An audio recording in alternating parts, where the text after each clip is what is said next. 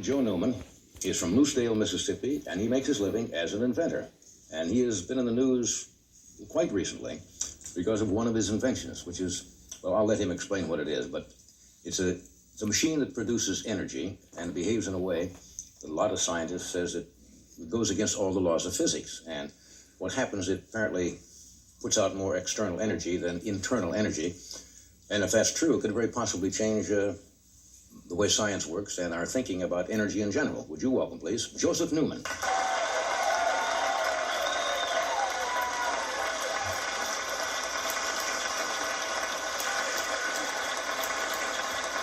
Nice to meet you. I appreciate you having me. I spent a couple of hours last night reading about you in the newspaper clippings and your battles with the patent office and your machine, and it is absolutely fascinating. And I said, if we book him, suppose he turns out to be around some cuckoo bird or something who everybody says has come up with a perpetual motion machine, but that is not it at all, is it? No, not at all, Johnny. In fact, I started on this because I'm just an old country boy. Yeah, you say you have no training in physics or mathematics as such. That's right. And I'm just a physical person, and I just don't believe you get something for nothing. Right. Okay, and when I was, I think a lot of people are familiar with the plastic covered weights. First thing I invented. Oh, the barbells with the plastic coverings? Yeah. That's your invention. And I designed the equipment to make it. And I just scratched up on a piece of paper, carried it to a machine shop. They'd build it, everybody's measurement, things would always work. Right. And I said, well, this is what I want to do the rest of my life. Didn't have any doubt about it. Right. So I started reading as many books as I could get my hands on. And I picked up a book on energy, that about maybe 4 or 5 pages on Faraday's generator. Mm-hmm. And when I read that, I remember squirming around just like I did in school, because they were telling me something. They was telling me they was getting something for nothing. Because they want to say, if you take a magnetic field. Now you're going to have to go slow with this for a lot of just pretend a lot of us are chimpanzees. And I remember taking physics in high school and college, but it's been a while. So tell me, okay, let me kind of start as basic as we can here. Okay, let me just go real slow with what I saw. All right. All right, and I was just, I had no biased opinion. Right. Now this is a little horseshoe magnet. Yeah, a little horseshoe magnet. This is conductor. Mm-hmm. Copper wire. Now what they stated was if you took a conductor, moved it through a magnetic field, right, the current would go in one direction. Say if you pushed it down, the current would go in that direction. Right. Okay, and if you pushed it up, then it'd go in the opposite direction. True. And then it said if you flipped the magnet over 180 degrees and repeated it, then when you repeated the test, the direction of the currents would reverse. Right. And if you pushed down parallel to the lines of force, no matter how vigorously you moved it, you'd produce nothing. And that just immediately made me stir around a little bit. Right. And the other thing that bothered me was that if you could move this wire very slowly, basically at a snail's pace, and lo and behold, the current would take off at the speed of light. Now, that was telling me you was getting something for nothing. I'm just an old country boy. I want to know how that was going to happen. In other words, kinetic energy could not take off at that speed That's right. without something else being there. That's right. And I've played a lot of sports, and I've never seen that happen. Right. And what they state is that it's like the electrons were like billiard balls. When you move the conductor through the magnetic field, they call it an electron. It'd be like it would hit a atom at the end of this wire and push another one out at the end of that wire. But they still had a problem. I'd shot pool as a kid. Right. Now the ball you hit into a stack of balls, the ball that comes off the end won't go a bit faster than the one that hit it. Right. So they still had the same problem with me. Now how are you going to get something to go at the speed of light when you move it at a snail's pace? So I had came to a conclusion. I had no biased opinion. I just I wanted the conclusions that they were drawing to match the facts. Their conclusions didn't match my facts. Didn't match their facts. Right. And I was just reading it. Okay, so I said, the conclusion I had at that time as a young man was that there was something moving in the magnetic field, basically at the speed of light, and it had some kind of mechanical characteristic that caused the observed results. Mm-hmm. So I said, I'm going to go down and check and see how you make a magnet a magnet. Now, if I find that the strength of that magnetic field is totally dependent upon the power input, I would know I was wrong. Right. I would know you couldn't get any more energy out of that system than you put into it. But if I found the strength of this magnet was independent of the power input, I would know I was right, that the energy was coming from the atoms of this material. Right. So I went to the library, looked it up. I was amazed. When you say the atoms of this material, you mean what's going on internally in that field, magnetic field? Yes, and I didn't know how you made a magnet a magnet. But what I said I'd do, I set up a test for myself. And one thing you do when you invent for a living, you don't want to waste your time. You're not going to be successful if you do. Okay, So now tell you what, we're going to just have to cut away. Okay. Then we'll come back and talk about the test. Stay where you are.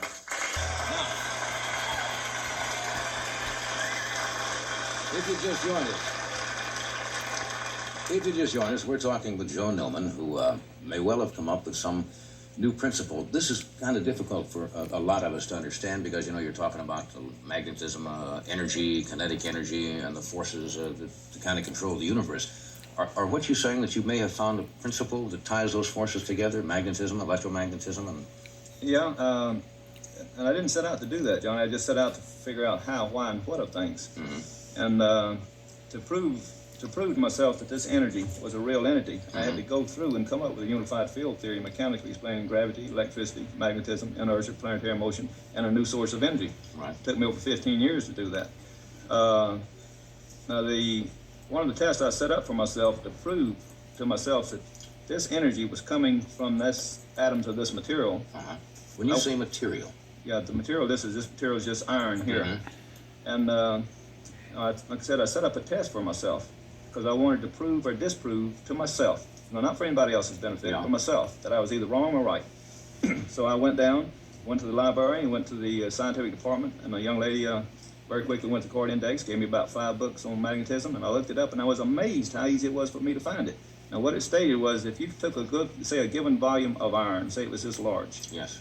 And let's say you put X current, this is X current, or X power into this volume of material, and let's say it was made out of iron, it produced, say, a very weak magnetic field. Right. Okay, then it says if you took all proportion of this, and say mixed it with nickel and cobalt, mixed it all together, you got the volume the same volume, then you put the same X power into it.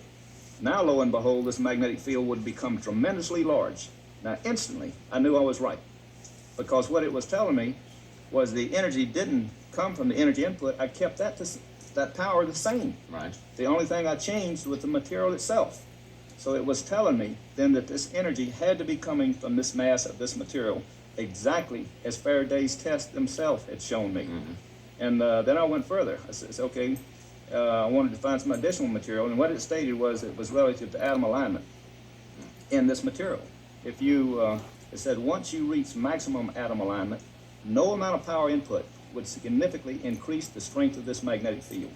Now again, instantly, it told me that it had to be coming from this material and not the power input, because if I increase this power by 1 billion times, I would expect this magnetic field to increase by 1 billion times. Right. Not true. Once you get maximum atom alignment, the strength of the field would reach a maximum, and that would be it. It has nothing to do with the internal input. That's right. So it was telling me consistently. Now, I didn't know how this was going to turn out when I looked it up, but it was because I knew my questions were honest questions, not biased questions, honest questions. I didn't care what the rest of the world was saying. I knew I was right because I could answer my own questions, and the scientific community could not answer my questions. And one of the things that bothered me, though, for 3 years was how do you know which direction that current was going? And it's kind of funny the way I came up with it. It dominated my mind for 3 years. The kids woke me up one morning trying to get a wheelie on their bicycle. Right. And I was watching, and the little kids couldn't hardly get it up. You know, they would get it off 3 or 4 inches. Right. And I said, well, if a kid had a bike, would do that to get a lot of fun out of it. So I built an 80-pound flywheel, put it on a 3-wheel bike, and put a positive clutch out of a 30-horsepower motor to it. The kid could get on it and build up that inertia in that flywheel. He'd engage it, front end come off the ground like that, leave black streaks on the pavement about that long. Kid's eyes would get that big. Now let me take a jump ahead here, because you put this, what you've really done, you produced a machine in various sizes, I understand. Some of them weighing a couple hundred pounds up to like 5,000 pounds. Yeah, 8,000. Which produces more external energy output than the internal energy input, Yeah, right? well, yeah, it was kind of worded this way. It produces more energy output than externally inputted into the system. And you're not creating anything. It's the same relationship that I saw on permanent magnets. And prior to this time, it had been taught that a conductor was non-magnetic, because they'd compared it to conventional iron magnetic materials. And they said the magnetic field was simply relative to the current input. And that teaching is totally false. Now you have a small gyroscope here that we all had as a kid. Explain how this had to do with your development of this. Okay. Now what I had on the kid's bike was an 80-pound flywheel. Okay, and I had heard the word that a gyroscope was a stabilizer. And I'd never had a physics course in my life, never had an electrical engineering course in my life. So I'd always go back to the library, do research and look up what a gyroscope was, and how to make it a stabilizer. And when I looked it up, I went and bought a toy gyroscope, in fact, and not much unlike this. And what I observed, as soon as I started studying the mechanics of a gyroscope, I knew the answer to the question that had dominated my mind for 3 years. How did that current know which direction to go when you moved it up and down in a magnetic field? Why did it reverse? Why is it turn the magnet over 180 degrees, it would reverse? Why didn't it produce any current when you went parallel? And I'll just try to spin this up. And if you hold this, and if you say you pivot this down, it'll pivot to the left. You pivot it up, it'll go back to the right. Right. You can hold it right here on this. Right here? Yeah, it'll try to jump out of your hand if you do it real fast. If I want to turn, it wants to go the other direction, right? And if you go the opposite direction, you feel it go in the opposite direction. Right. And the reverse of this is true. If you had this turned over 180 degrees and you repeated it, right, then the directions would be reversed. If you push them down, it'll now go in the opposite direction of what it did when you had it on this side and pushed down. And this was the same thing I saw on a conductor. It matched it exactly. And if you push down parallel on this axis, it will not pivot. Now that's exactly what I can see on a conductor. You push down a conductor parallel to lines of force, it'll produce no power, no matter how vigorously you move it. Now what it told me was that there was something moving in that magnetic field, and it had a mechanical characteristic that matched the known facts of a gyroscope exactly. So I knew that that action was a gyroscopic action, that it was moving at the speed of light, and it forward at the speed of light, and it was spinning at the speed of light. And again, when I had came up with this in 1968, I was just totally convinced that I was right. And at that time, I'd been writing to President Johnson in 1967. Every president who's been in office predicting this invention would come forward. I started writing with the Atomic Energy Commission, ERDA, National Science Foundation. They'd say, well, Joe, the burden's of proof on you. The patent office, I remember, wouldn't even come down and look at it. And you wanted them to come down and pay their expenses to come to your place in Lucedale. And I think one of the statements from the patent office was, even whatever evidence you present us, I think would be unable to give you a patent because your device is incapable of operating, all right? Yeah, which is similar to what they said, if I remember, to the Wright brothers. Yeah, that's that same at the time. They said we couldn't give you one because it's impossible for a heavier than air machine to fly, right? They were saying that 3.5 years after they had flown. They were still saying it. And that's one of the things that I hope to do, Johnny, is to draw a line so that this type of injustice can never happen again. Because the jewel of our civilization is its creative people. And it started off from that point on when they told me that they didn't think they'd ever be able to give me a patent no matter what evidence I could present. Have you received a patent yet? Not in the United States, I have not. It is patented, I understand, in Spain and South Africa. But a lot of the other countries are looking to the United States, such as European Patent Office, Canadian Patent Office, Russian Patent Office, to see what... Do you think your machine, if it can be commercially made available, can, for example, a person would buy a 300 or 400 pound unit and all of a sudden would be able to produce all of the energy they need for their home? Is that certainly within the realm of possibility? Exactly. I have absolutely no doubt about it. That such a device hooked to a home, a person will never have to pay for energy again. The device will be made small as to put in an automobile, plane, spacecraft, you name it. This device... Using the atoms from the magnetic field. And what you're doing is that you're converting mass into energy on a 100% conversion process. Now, the nuclear reactor that everybody's familiar with is about a 1%. Less than 1% efficient. And that's a result of an accidental discovery of two chemists in Germany. And what's amazing, the Fermi used 400 tons of material on the football stadium in Chicago to produce less than a half of a watt. The government put forth billions of dollars, thousands of people to build a bomb for destroy life and property. My government hasn't given me one dime to help the people of this nation and the world on this energy invention. And I worked on it for over 20 years, over 2 decades. And what they have done is take the taxpayers' money and tried to defeat this invention. We show this little film clip we have? Sure. We have a piece of film. This, I think, is courtesy of station, I'm not sure the station. I'll find it from one of our... Yes, WWL-TV in New Orleans. In New Orleans, to show you what we're talking about.